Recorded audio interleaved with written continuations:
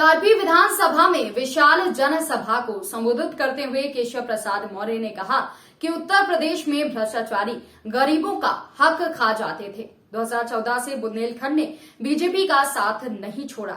2019 के लोकसभा चुनाव में सब विरोधी एक हो गए थे। सारे विरोधियों ने सोचा मोदी के आने से हम भ्रष्टाचार नहीं कर पाएंगे। बीजेपी सरकार में राशन का भंडार भर गया है। प्रदेश में 43 लाख गरीबों के घर बन चुके हैं। जब तक मोदी योगी हैं तब तक गरीब का हक कोई नहीं खा सकता। पहले बिजली नहीं आती थी और अब बिजली ही नहीं जाती है। गरीब आदमी के घर में गैस पहुंचाने का काम बीजेपी ने किया है। केशव मौर्य ने कहा कि बीजेपी सरकार में देश भर के गरीबों को फ्री राशन दिया जा रहा है। बेईमान गुंडे माफिया दंगाई सोचते हैं कि हम फिर से आ जाएंगे। दोनों चरण के चुनाव के बाद साइकिल सैफई और बसपा का हाथी मायावती के बंगले पर चला गया। वोट भी पड़ेगा और जनता चोट भी करेगी। अखिलेश ने हमारे प्रत्याशियों पर हमला कराने का काम किया है। केशव मौर्य ने कहा कि बीजेपी सरकार में देश भर के गरीबों को फ्री राशन दिया जा रहा है। बेईमान गुंडे माफिया और दंगाई सोचते हैं कि हम फिर से आ जाएंगे। दोनों चरण के चुनाव के बाद साइकिल सैफई और बसपा का हाथी मायावती के बंगले पर चला गया। वोट भी पड़ेगा और जनता चोट भी करेगी। अखिलेश ने हमारे प्रत्याशियों पर हमला कराने का काम किया है। सपा के प्रत्याशियों पर हमला मत करिए, बस बीजेपी को वोट देकर अखिलेश को चोट दीजिए। चुनाव के पहले अखिलेश, मायावती और प्रियंका मैडम गायब थी और अब पिकनिक मनाने आ गए हैं। अखिलेश को मुंगेरी लाल वाले सपने आते हैं। सपाइयों के चेहरे पर 12 बज गया है। सपा की सरकार को गुंडे अपराधी चलाते हैं। 10 मार्च को वोटों की गिनती होगी। सपा के लोग एक बूढ़ी माता के घर में वोट मांगने गए तो माता जी ने उनसे पूछा कि मादी तरफ से हो, तो सपा के लोगों ने कहा नहीं, तो माता जी ने मोदी को वोट देने की बात बोलकर उन्हें वहां से भगा दिया।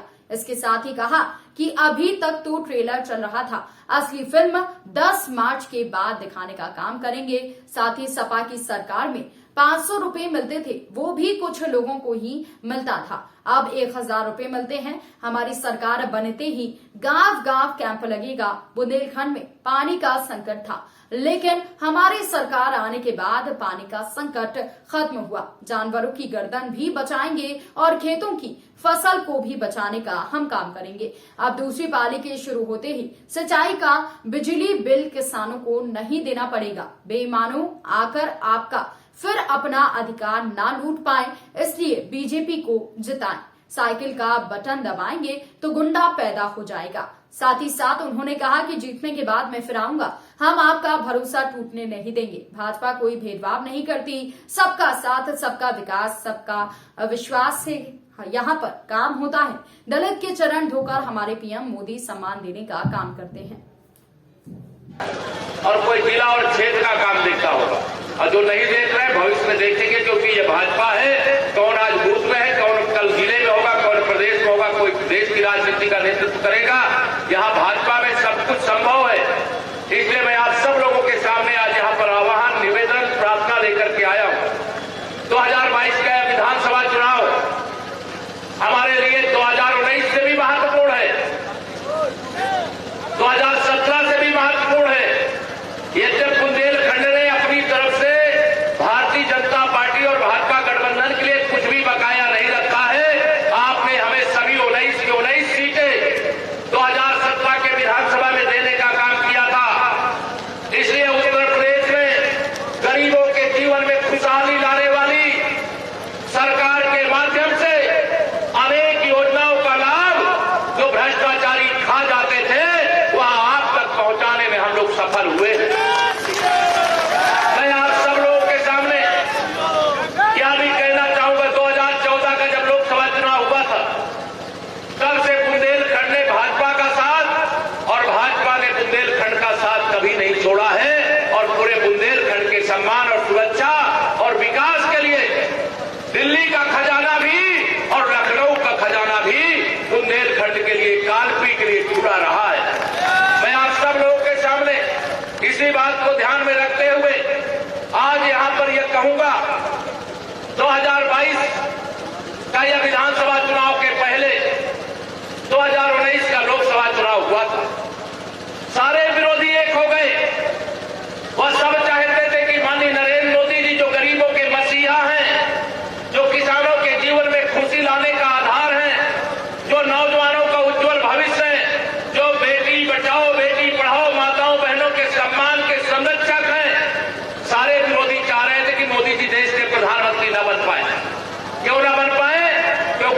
जी जब प्रधानमंत्री बने थे तो उन्होंने कहा था ना मैं खाऊंगा और ना खाने दूंगा, और जिन लोगों ने खाया है वह निकाल करके गरीबों के, किसानों के चरणों में डाल दूंगा।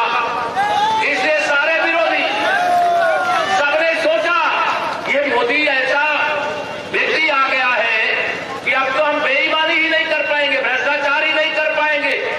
अगर प्रधानमंत्री गरीब कल्याण अन्न योजना का राशन, जो पिछली सरकारों के समय भाषण देते थे आपको राशन नहीं देते थे क्या? भाजपा की सरकार में अन्न का भंडार भर गया है मेरे गरीबों की जरूरत के लिए, जो रोज कमाने खाने वाले थे उनके लिए भी मोदी जी ने मानी। ये प्रधानमंत्री किसान सम्मान निधि, जो मेरे किसान हैं, बताइए जब पिछली सरकारें थी क्या आपको 2-2 हजार रुपए महीने, 2-2 हजार की 3 किस्त में आपको प्रधानमंत्री किसान सम्मान निधि मिलती थी क्या? बताओ, मिलती थी क्या? जोर से बताइए। लेकिन मोदी जी ने बेईमानों की बेईमानी बंद करके किसान सम्मान निधि देना शुरू किया। जो गरीब हमारे कच्चे मकान में रहते थे, तिरपाल में रहते थे, पन्नी डाल करके रहते थे, उनको प्रधानमंत्री आवास योजना से पक्का आवास, पक्का घर बना करके देने का काम शुरू किया है कि नहीं किया है? प्रदेश में अब तक 43 लाख गरीबों के घर बन चुके हैं। अभी भारत सरकार का, मोदी सरकार का बजट आया, 80 लाख और गरीबों का घर बनाने का उसके अंदर प्रावधान किया गया है। कोई गरीब आदमी, जब तक माननीय मोदी जी दिल्ली में, आदरणीय योगी आदित्यनाथ जी लखनऊ में बैठे हैं, कोई गरीब आदमी इस बात की चिंता नहीं कर सकता है कि उसका अधिकार कोई खा सकता है।